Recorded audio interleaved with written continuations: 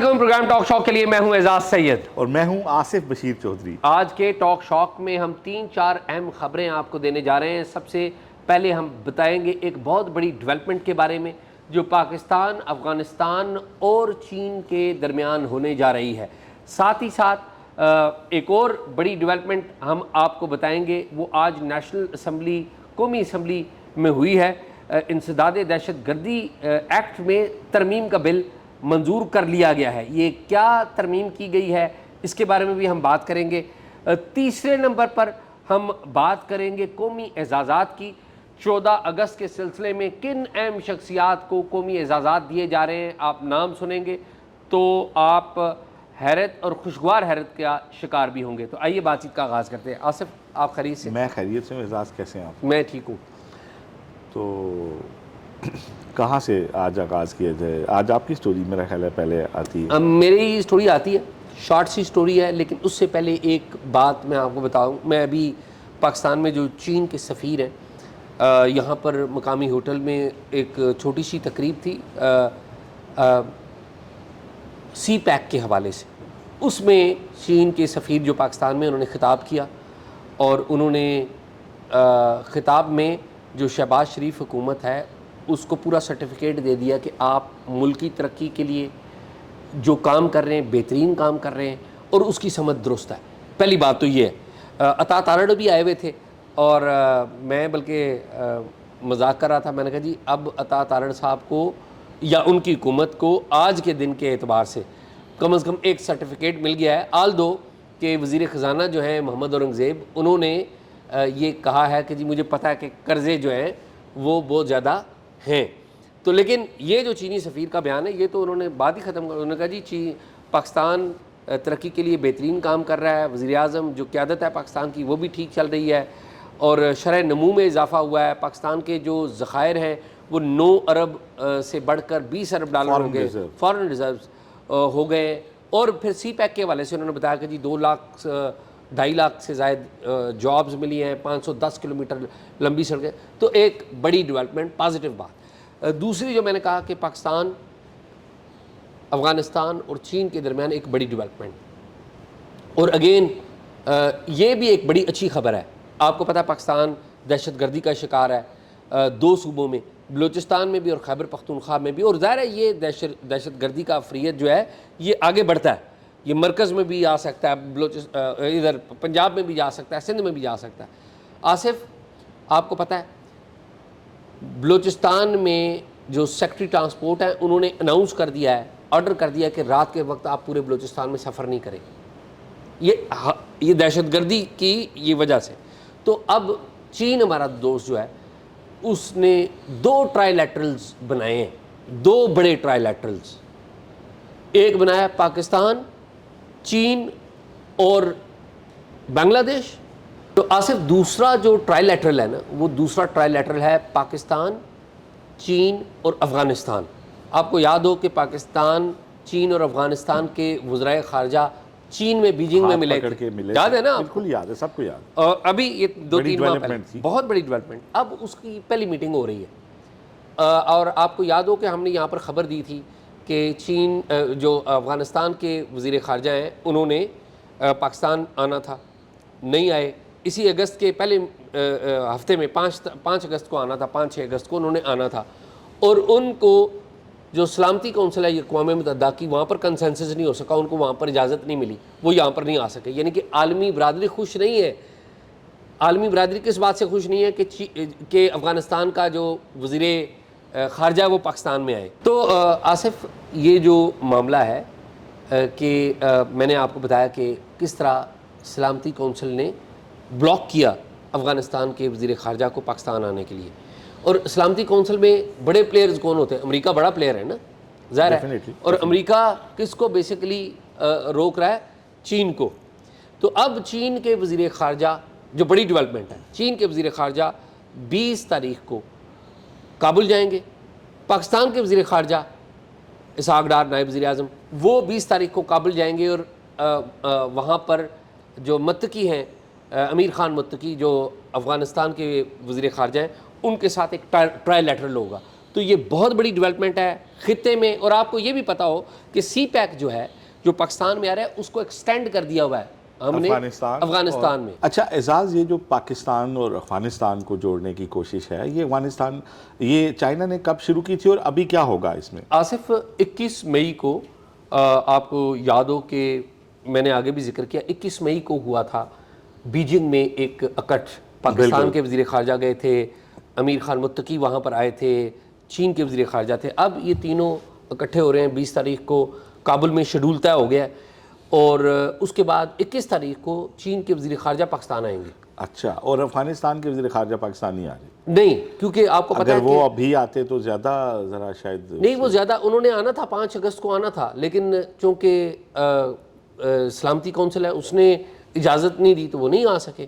یہ یاد رکھیں کہ امیر خان متقی جو ہیں ان کا نام ابھی بھی جو ڈیزگنیٹڈ جو یو این کی لسٹ ہے مشتبہ دہشت گردوں کی، ان لسٹوں میں وہ لسٹیں ابھی چل رہی ہیں. تو یہ اس کی بیک گراؤنڈ ہے. تو اعزاز آنے والے وقتوں میں اس کا مطلب ہے کہ اگر جس طرح سے ہم چائنا کو سی پیک کے لیے ہم نے انگیج کیا بلوچستان میں، اور چائنا بھی چاہ رہا ہے کہ خطے میں جو پاکستان اور افغانستان کے درمیان ٹینشن ہے یہ کم ہو، اسی طرح جو امریکہ نے، کل آپ نے جو سٹوری دی تھی کہ امریکہ نے المجید بریگیڈ کو دہشت گرد قرار دیا اور پہلی مرتبہ بلوچستان کے اندر جو انسرجنسی ہے اس کو دہشت گردی تسلیم کیا ہے. تو اس سے آپ کیا سمجھتے ہیں کہ آنے والے وقتوں میں آپ کو لگتا ہے کہ بلوچستان میں لا اینڈ آرڈر کا مسئلہ جو ہے وہ حل ہو سکے گا؟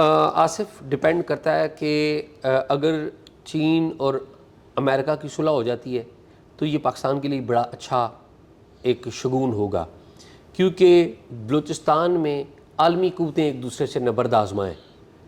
اس میں امریکہ کا نام بھی لیا جاتا ہے، اس میں ریجن کی قوتوں کا نام بھی لیا جاتا ہے. پاکستان کا موقف رہا ہے کہ بھارت وہاں پہ ملوث ہے، ٹھیک ہے، افغانستان بھی بیچ میں آ جاتا ہے. افغانستان میں ایسی تنظیمیں ہیں جن کو عالمی قوتیں ہیں. تو اگر یہ امریکہ کا بھی مفاد بلوچستان سے اگر جڑتا ہے اور چین کا بھی مفاد جڑتا ہے تو چین اور امریکہ کیا چاہیں گے کہ وہاں پر امن ہو، اور وہ جب چاہیں گے کہ امن ہو تو پھر کوئی بندہ وہاں پر کسی ملیٹنٹ آرگنائزیشن کو سپورٹ نہیں کر سکے گا. اور پھر ایک اور بات بھی ہوگی کہ ہماری ریاست بھی جو بلوچستان میں لوگوں کو رائٹس نہیں دے رہی، مسائل تو ہیں نا، ہم لوگوں کو سہولیات نہیں اس طرح سے دے رہے، سیاسی نوعیت کے مسائل ہیں. تو یہ ریاست بھی ہمارے وہاں پر جو مسئلے مسائل ہیں انہیں پولیٹیکلی وہاں پر حل کرے گی، وچ از ویری گڈ. تو آصف میرے پاس تو یہ ہے، آپ بتائیں. آپ تو آج بڑا اہم ایک نیشنل اسمبلی کا سیشن تھا جس میں انسداد دہشت گردی ایکٹ میں ترمیم ہوئی ہے 99 میں، تو کیا ترمیم آئی ہے؟ ترمیم بھی ہوئی، اور ایک میں اسی سے جڑی بات پہلے آپ کو بتا دوں کہ آج یہ سوال بھی ہوا. اچھا، پہلے نفیسہ شاہ نے پوچھا، پھر اس کو سید نوید قمر کریتے رہے. انہوں نے کہا جی کہ امریکی صدر نے کہا ہے کہ پاکستان میں بڑے ڈپازٹس ہیں آئل کے اور منرلز جو باقی ارتھ منرلز، ٹھیک ہے، یہ پارلیمنٹ کی بات کر رہے ہیں آپ جی. اور انہوں نے کہا کہ آپ تو ہمیں کچھ نہیں بتا رہے، حکومت پاکستان تو اس پہ خاموش ہے. اور امریکن صدر کہہ رہا ہے. تو اس پہ جو علی پرویز ملک ہیں جو توانائی کے ہمارے پیٹرولیم کے منسٹر ہیں، انہوں نے جو باتیں کی وہ بڑی چشم کشا تھیں. انہوں نے کہا جی کہ اگر آپ کرتے ہیں سمندر کے اندر جس کو آپ آف شور کہتے ہیں، اگر وہاں ڈرلنگ آپ کو کرنی ہے اور وہاں سے تیل نکالنا ہے تو اس کے لیے آپ کو $25 ارب چاہیے. ٹھیک ہے، ظاہر وہ تمہارے پاس نہیں ہے، ہمارے پاس نہیں ہے، ظاہر ہے. ہمارے پاس تو $5 ارب بھی اپنا نہیں کہ یہ کیپیبلٹی چائنا کے پاس ہے، امریکہ کے پاس ہے. اس کے علاوہ انہوں نے 3-4 اور ملکوں، کویت کا بھی نام لیا، وہ بھی انٹرسٹ رکھتا ہے. انہوں نے کہا UAE بھی اس میں اپنا انٹرسٹ شو کر چکا ہے. تو ہم اس حوالے سے فائنلائز کریں گے اکتوبر میں چیزوں کو. ٹیکنیکل گراؤنڈ پہ انہوں نے بتایا کہ کیونکہ اس کے کچھ اسیسمنٹس ہو رہی ہیں، تو جب اسیسمنٹس ہوں گی تو پھر ایک فارمولہ بن سکے گا کہ کل ڈپازٹ کتنے ہیں، نکالنے کی کاسٹ کیا ہے، اور کسی کمپنی کے ساتھ اگر ہمیں جانا ہے تو کیا ریشو شوٹ کرے گی. بڑی ٹیکنیکلی انہوں نے یہ چیزیں سمجھائی. پھر انہوں نے بتایا کہ سرفیس کے اوپر بھی ہمارے پاس جو ہیں وہ بھی ہیں. اور اعزاز جو سب سے چونکا دینے والی بات میرے لیے تھی، انہوں نے جو گیس کے اور پیٹرولیم کے ذخائر پاکستان میں صرف بتائے. انہوں نے کہا کہ آج تک ہم نے جو تیل نکالا ہے اس سے 10 گنا زیادہ فیول جو ہے وہ ہمارے پاس اس کے ڈپازٹ موجود ہیں. ٹھیک.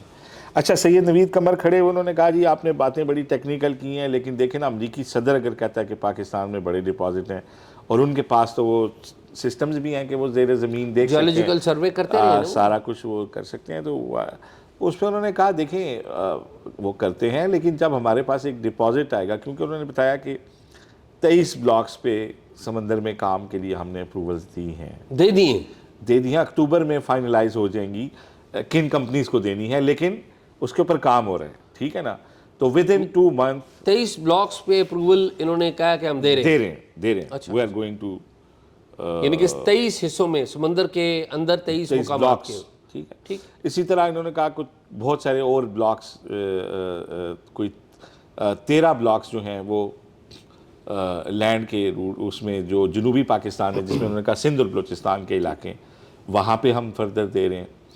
تو انہوں نے کہا کہ جو ٹوٹل گیس آج تک پاکستان نے نکالی ہے نا، ٹھیک، اس سے 13-14 گنا زیادہ گیس کے ذخائر ہم ایکسپیکٹ کر رہے ہیں کہ ہمارے پاس موجود ہیں، ویری انٹرسٹنگ، ٹھیک ہے۔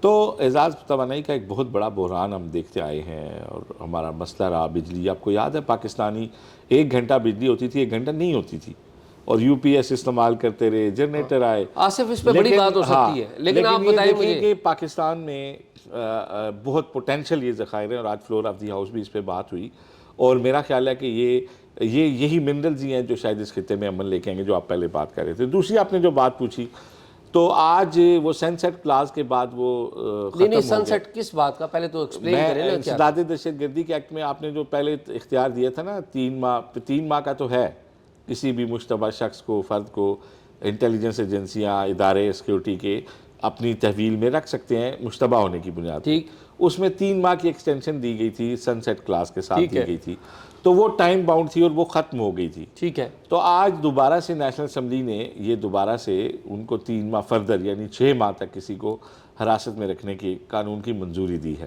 ابھی 6 ماہ کی ایکسٹینشن ہو گئی ہے جی، 3 ماہ مزید، یعنی کہ اس میں ان کی بیل نہیں ہو سکے گی، بیل نہیں ہو سکے گی، وہ قانونی طور پہ بتا سکیں گے بندہ ہمارے پاس ہے اور اس قانون کے تحت ہے اور وہ رہے گا ہمارے پاس، اور وہ مجسٹریٹ کے سامنے پیش نہیں ہوگا، مجسٹریٹ کے سامنے وہ 14 دن کے اس کے تحت پیش ہوگا، لیکن یہ ضروری نہیں ہے کہ مجسٹریٹ کی عدالت میں جائے، مجسٹریٹ بھی وہاں آ سکتے ہیں، بہرحال وہ کسٹڈی میں رہیں گے، مجسٹریٹ صرف فزیکل معائنہ کریں گے کہ اس کی ہیلتھ ٹھیک ہے، جو بھی ایک قانونی پروسیجر ہے کہ وہ 14 دن سے زیادہ آپ نہیں رکھ سکتے کسی کورٹ میں پیش چلیں یہ تو۔ بٹ ایک جو اہم بات یہ تھی، اس میں مولانا فضل الرحمان نے بہت زیادہ مخالفت کی، انہوں نے کہا جی ہم اس قانون کے پہلے بھی خلاف تھے، آپ یہ بتائیں کہ اس سے رزلٹ ابھی تک کیوں نہیں آئے؟ تو مولانا صاحب بلوچستان میں کیوں نہیں خلاف اس؟ نہیں، مولانا صاحب نے کہا کہ 2.5 دہائیاں ہو گئی ہیں دہشت گردی کے خلاف جنگ، آپ کیوں نہیں جیت پا رہے؟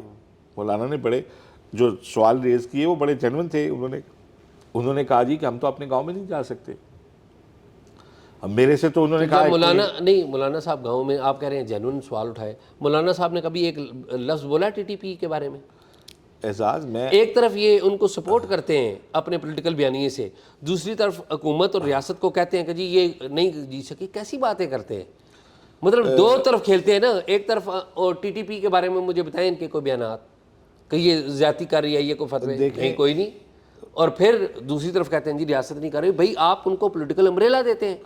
اعزاز جو یہاں پہ ہوا تھا نا، جو وار اینڈ ٹیرر میں ہم نے ایک نیشنل جو پالیسی بنائی تھی، مولانا نے اس کی بھی حمایت کی تھی، مولانا پارلیمنٹ میں بھی اور باہر بھی دہشت گردی کے خلاف جو ہے وہ مذمت کرتے رہے ہیں، لیکن ایک دوسری اہم بات یہ ہے کہ مولانا کنفلکٹ زون کے اندر رہتے ہیں، ٹھیک ہے، بنو کے اندر حالات، وہ کہہ رہے ہیں میرا اسلام آباد سے گیسٹ واپس جا رہا تھا تو منع کر دیا گیا کہ جی طالبان نے روڈ بند کر دی ہے۔ آصف، مولانا کے بیٹے کو پچھلے دنوں اغوا کر لیا گیا تھا، مولانا فلور آف دی ہاؤس یہ رو رہے تھے کہ لا اینڈ آرڈر ٹھیک نہیں ہے، اور وہ یہی کہہ رہے تھے کہ لا انفورسنگ ایجنسیز جو ہیں وہ وہاں پہ وہ بات یہی کر رہے تھے کہ آپ طالبان کے ساتھ آپ نے جو کرنا ہے، لوگوں نے نہیں کرنا، یہ باہر بھی ٹاک میں وہ یہ کہہ رہے تھے۔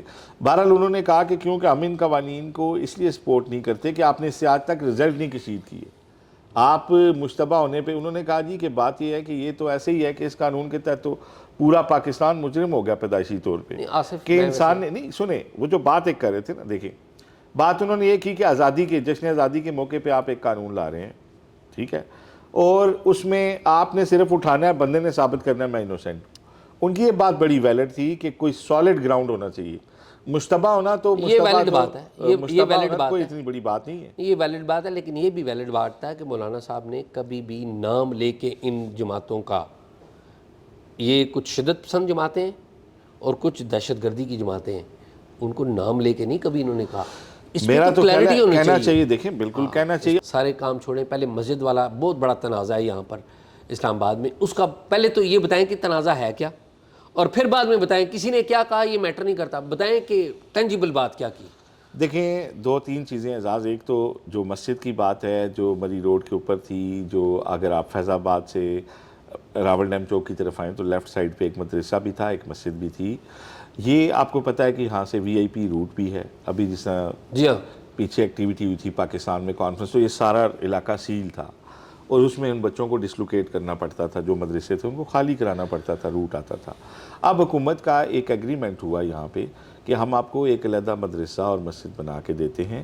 اس سلسلے میں پہلے زمین کی خریداری ہوئی، پھر کہا جا رہا ہے کہ 4 کروڑ کے لگ بھگ اس کے اوپر خرچہ آیا اور ایک اسٹیٹ آف دی آرٹ مدرسہ جو ہے وہ ایک علیحدہ جگہ پہ قائم کر دیا گیا. اور مسجد بھی بنا دی. جی اب جو ہے اس مسجد کو اور مدرسے کو یہاں سے جو ہے وہ وہاں سے اس راستے سے ہٹانا تھا. اچھا، امپورٹنٹ بات یہ ہے کہ یہ مسجد اسلام آباد کے کسی ماسٹر پلان کا حصہ نہیں ہے. ٹھیک، یہ مسجد کوئی لینڈ خرید کر یہاں پر نہیں بنائی گی.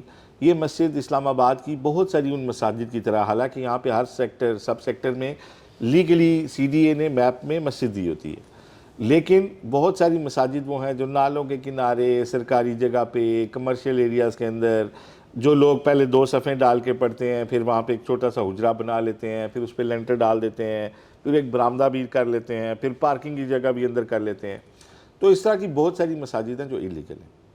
تو اس مسجد کا تو کیونکہ معاملہ یہ تھا کہ انتظامیہ کا اور آپس میں منتظمین کا طے تھا اور ان کو ایک متبادل جگہ بھی دے دی گئی، بچے بھی وہاں پہ منتقل کر دیے گئے. اب ڈسپیوٹ کس بات پہ ہوتا ہے؟ ڈسپیوٹ اس بات پہ ہوتا ہے کہ ویکنڈ کے اوپر ایک رات اس روڈ کو دائیں بائیں سے روٹ لگا کے بند کر کے اس مسجد کو جو ہے وہ گرایا جاتا ہے اور اس کا جو ملبہ ہے اس کو وہاں سے ریموو کر دیا جاتا ہے. اس کے بعد اگلے دن وہاں علماء آ جاتے ہیں، وہ کہتے ہیں جی آپ نے راتوں رات کیوں گرائی ہے، جبکہ انہیں بتایا جاتا ہے کہ ہمارے ان لوگوں سے معاملات طے تھے. جو طلال چودھری ہیں وزیر مملکت برائے داخلہ، آج اور کل مسلسل 3 دن سے فلور آف دی ہاؤس کہہ رہے ہیں کہ ہم نے کسی معاہدے کی خلاف ورزی نہیں کی، ہم نے باقاعدہ یہ ایگریمنٹ ہوا تھا، اس کے تحت پہلے وہاں جگہ بنا کے دی ہے، سارا کچھ ہو چکا ہے، اس کے بعد ہم نے یہ کیا.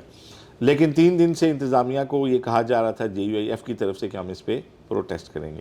آج جو بات مولانا نے کی وہ یہ تھی کہ انہوں نے کہا جی کہ ایک لسٹ ہے 50 مساجد کی ایک لسٹ ہے، ایک مسجد کی کوئی ایک اینٹ گرا کے دکھا دے تو میرا نام مولانا فضل الرحمان نہیں ہے. ان الفاظ میں انہوں نے بات کی اور انہوں نے کہا جی کہ یہ جو مسجد آپ نے گرائی ہے یہ آپ نے معاہدے کی خلاف ورزی کی ہے، اس کے نیچے قرآن جو ہے وہ آگے ہیں، پھر آپ نے وہاں کوئی پودے لگا دیے ہیں تاکہ وہ تاثر ہی نہ رہے کہ یہاں مسجد ہے. تو اس طرح کی انہوں نے باتیں کی. تو اس پہ طلال چودھری نے پھر کھڑے ہو کے یہی موقف دہرایا.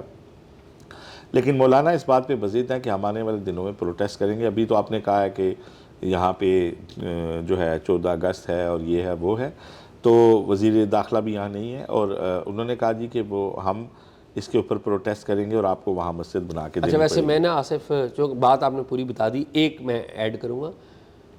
مجھے ذاتی طور پہ پتہ ہے کہ عرفان میمن جو ڈپٹی کمشنر ہے اسلام آباد کے، انہوں نے بڑا اس کو انگیج کیا، اس سارے معاملے کو ہینڈل کیا تھا. اور جو اس مسجد کے محتمم ہیں ان کے ساتھ میری اطلاعات کے مطابق ایک تحریری معاہدہ ہوا ہے. ان کے نالج میں ہے کہ اس مسجد کو یہاں سے ہٹانا تھا اور اسی لیے ان کو نئی جگہ دی تھی. تو اسلام آباد انتظامیہ کو ہم یہاں پر بھی بیٹھ کے بڑا تنقید کرتے ہیں، پولیس کو بھی انتظامیہ کو، لیکن انہوں نے جینوئنلی اپنا کام کیا جو اچھی بات ہے. یہ جو ڈس رسپیکٹ کی گئی نا معاہدے کی یا طے شدہ، یہ میرے خیال میں جو محتمم ہے انہوں نے، میرا یہ اندازہ ہے کہ انہوں نے مس لیڈ کیا یا جو جذبات آئے تو وہ اس کو مینیج نہیں کر پائے، جو بھی اس کو کہہ لیجیے. تو میرے حال میں یہ زیادتی ہے اگر حکومت کے ساتھ یا اسلام آباد کی انتظامیہ کے ساتھ. یہ بھی سارے مسلمان ہی ہیں نا، کوئی غیر مسلم تو کوئی نہیں ہے یا کسی کو سازش تو نہیں ہے، ٹھیک ہے. اور یہ اس ملک میں رہتے ہیں، کوئی کسی کو ڈاؤٹ کرنے والی بات ہی نہیں ہے. تو میرا یہ خیال ہے کہ یہ زیادتی ہوئی ہے اسلام آباد انتظامیہ کے ساتھ ان دس سینس کہ انہوں نے پہلے زمین بھی دی، سب کچھ دیا ایگریمنٹ بھی طے ہو گیا کہ جی یہاں سے ہٹانا ہے. تو بعد میں انہوں نے جب دیکھا کہ جی کچھ لوگوں نے احتجاج کیا تو انہوں نے کہا جی نہیں یہ تو بڑی زیادتی ہو گئی. تو خیر اس پہ بڑی لمبی بات اعزاز، لیکن اس میں جو بنیادی مسئلہ یہ ہے نا کہ اسلام آباد کے جو جہاں پہ آپ کو پتہ ہے، دیکھیں اب بڑی سادہ سی بات ہمیں قرآن میں بتائی گئی ہے، وہ کیا ہے کہ پوری دنیا جو ہے نا وہ مسجد ہے، کہیں پہ بھی آپ نماز ادا کر سکتے ہیں. جی ٹھیک ہے. لیکن دو جگہ پہ نماز نہیں ہوتی.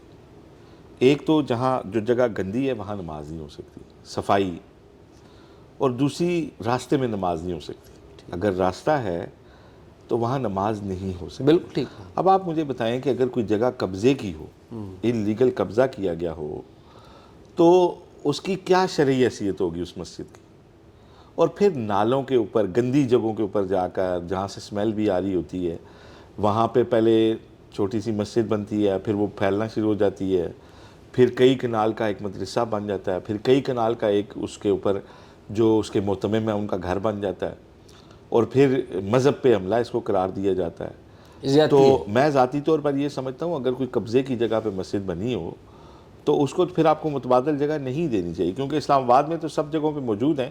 یہ اگر آپ متبادل جگہ دیں گے تو یہ قبضے ہوتے رہیں گے. ایسا ہی ہے، ایسا ہی. میرا یہ رائے ہے کہ یہ حوصلہ شکنی کرنی پہلے چاہیے، تو یہ انڈیپینڈنٹلی یہ اور اسٹیٹ کو اس میں سٹیپ لینا چاہیے. اسٹیٹ کا رویہ معذرت خانہ نہیں ہونا چاہیے. بالکل ٹھیک ہے، اگر کسی جگہ مسجد کی ضرورت ہے اسٹیٹ خود بنا کے دے، بالکل ٹھیک، اور اس کے لیے جگہ مختص کرے، اور سب سے خوبصورت اور پیاری جگہ مختص کرے. اور یہ جو نالوں کے اوپر اور قبضے کی جگہوں پہ ان کے اوپر متبادل جگہیں دینے بند کی جائیں. یہ بالکل غلط بات. Asif I totally agree with you. تو اعزاز یہ بتائیں کہ 14 اگست پہ جو ناموں کا اعلان ہوتا ہے ایوارڈز کے لیے، تو اس مرتبہ سٹینڈ آف بھی ہوا ہے، تو کیا خاص بات ہے اس مرتبہ؟ کتنے ایوارڈز مل رہے ہیں اس پر؟ آصف اس میں جو سب سے اہم ایوارڈز جو ہیں وہ پاکستان ایئر فورس کے ان پائلٹس کو اور ان ٹیکنیشینز کو دیے جا رہے ہیں جنہوں نے پاکستان بھارت سٹینڈ آف کے درمیان مارولس پرفارمنس دی. ایک تو وہ ہے، واہ، اس کا مطلب ہے کہ بڑی زبردست لوگوں کو جو ڈیزرو کرتے ہیں ان کو ایوارڈ. کوئی شک ہی نہیں. اچھا اس میں کچھ اور ایوارڈز بھی ہیں، اس میں کوئی اور غالباً ایئر چیف کو بھی دیا جا رہا ہے میری بات کے مطابق، جو نشان امتیاز بھی دیے جا رہے ہیں. اور یہ نشان امتیاز آپ سن کے حیران ہوں گے ان لیڈرز کو دیے جا رہے ہیں جو اس پاکستان انڈیا سٹینڈ آف کے بعد جنہوں نے فورن کیپٹلز کا وزٹ کیا اور کامیابی سے پاکستان کا جو کیس ہے اسے ہائی لائٹ کیا. اور اس میں آپ کو پتہ ہے کون کون تھے. سب سے پہلے پیپلز پارٹی کے جو سربراہ ہیں بلاول بھٹو زرداری وہ ہیں، پھر ڈاکٹر مصدق ملک ہیں فیڈرل منسٹر ہیں، ہنا ربانی کھر ہماری فارمر فارن منسٹر رہی ہیں، state minister for foreign affairs رہی ہیں، خرم دستگیر یہ بھی فارن منسٹر رہے ہیں اور ڈیفنس منسٹر رہے ہیں، شہری رحمان، پھر سید فیصل سبزواری ان کو بھی نشان امتیاز مل رہا ہے، centre Bushra Anjum but in کو بھی نشان امتیاز مل رہا ہے، جلیل عباس جیلانی فارن سیکرٹری نگران وزیر رہے، پھر تیمینہ جنجوعہ. تو ان تمام لوگوں کو بھی نشان امتیاز مل رہا ہے. اور سب سے اہم بات کہ جو ان لوگوں نے اصل کردار ادا کیا ہے، آپ کو پتہ ہے کہ فیلڈ مارشل کا عہدہ تو فوری بات دے دیا گیا تھا حکومت کی طرف سے جنرل عاصم منیر کو، لیکن اس موقع کے اوپر ایئر فوج کے افسران کو بھی دیا جا رہا ہے، ایک قومی اعزاز دیا جا رہا ہے، اور ایئر فورس کے جو لوگ ہیں جو پرفارمرز ہیں جنہوں نے مارولس کردار ادا کیا ان کو بھی دیا جا رہا ہے، اور جن لیڈرز کے میں نے نام لیے اور ان کو بھی میرا خیال ہے اعزاز ہمارا جو انڈیا کے ساتھ سٹینڈ آف تھا، شاید یہ پہلی مرتبہ تھا انڈیا کے ساتھ ہماری کوئی جنگ تھی جس میں ہماری پارلیمنٹ بھی موجود تھی، اور پارلیمنٹ اور ہماری جو فوج ہے وہ ایک پیج پہ بھی تھی، اور پھر سیاستدانوں نے دیکھیں کتنی خوبصورتی کے ساتھ اس مقدمے کو دنیا بھر کے اندر جیتا کہ اب یو این کے اندر جو الیکشن ہوتا ہے پاکستان اس میں وہ جو ہے وہ جیت جاتا ہے. کوئی شک نہیں ہے. تو میرا خیال ہے کہ یہ بڑی اچھی ایک کاوش ہے. تو اعزاز تو آپ کے نام میں بھی اعزاز آتا ہے، تو اعزاز سید کو بھی تو کوئی اعزاز ملنا چاہیے. نہیں، مجھے چھوڑیے، پورا سال اتنی خبریں مجھے چھوڑیے. پہلے تو مجھے آپ بتائیں کہ مریم نواز صاحب آپ کی بڑی تعریفیں کرتی تھیں، نواز شریف صاحب آپ کی بڑی تعریفیں کرتے تھے کہ آپ نے وہ ایک ویڈیو بنائی ہے، وہ آپ نے کرنل صاحب کی ویڈیو نہیں بنائی تھی وہ عدالت کے باہر آتے ہیں؟ نہیں، وہ دیکھیں نا آپ اس ویڈیو پہ اگر اعزاز دیں تو ان کے کچھ اور کام بھی تو ہو سکتے ہیں. ہاں یہ بھی میرا خیال ہے حکومت اور اپوزیشن کی جو چوائسز ہوتی ہیں وہ ڈیفرنٹ ہوتی ہیں. ہاں نہیں، وہ اگر وہ اعزاز ملا تو حکومت چھن بھی سکتی ہے. ہاں وہ اس پہ جو ہے نا، تو خیر نہیں ویسے یہ زیادتی ہے. ہاں نہیں کہ جمہوریت کے لیے جو لوگ کام کرتے رہے ہیں جمہوریت کے لیے بڑی دنیا نے کام کیا. اعزاز اس بھٹی کا ایندھن ہمارا ایک سیاسی ورکر سے لے کے بڑے بڑے لوگ بنے ہیں, اور ہم نے تو کسی سیاسی جماعت کے لیے تو کیا بھی نہیں تھا نا, ہمارا تو کام ہے فیکٹ بتانا. لیکن ہم نے ایک تجویز جو دی تھی نا کہ کسی شعبے کے ماہرین بیٹھ کے وہ دیں, تو میرا خیال ہے بہرحال ہم اس دفعہ بہت خوش ہیں کہ کم از کم ہمارے ان جوانوں کو, ان ہمارے ڈیفنس کی ان لوگوں کو اعزازات مل رہے ہیں جنہوں نے سٹینڈ آف میں بہادری کے ساتھ, جرت کے ساتھ قوم کا دفاع کیا. کوئی شک نہیں. ہماری پارلیمان کے ان لوگوں کو مل رہے ہیں جنہوں نے دنیا میں جا کے پاکستان کا مقدمہ لڑا. یقیناً اس سے باقی لوگوں کو بھی جلا ملے گی کہ یار یہ جو ہے اس کا ریوارڈ جو ہے یہ مستحق لوگوں کو بھی ایکچولی نہیں, کچھ مستحقین کو جو جرنلسٹ ہیں ان کو بھی ایوارڈ مل رہے ہیں, تو بس آپ کا نام نہیں ہوا تو مجھے بڑا دکھ ہوگا. No problem. ناظرین پروگرام آپ نے دیکھا, پروگرام کے بارے میں کمنٹ ضرور دیجیے گا, اور اگر کوئی معلومات ہیں تو talkshock777@gmail.com پہ شیئر کیجیے. اللہ حافظ.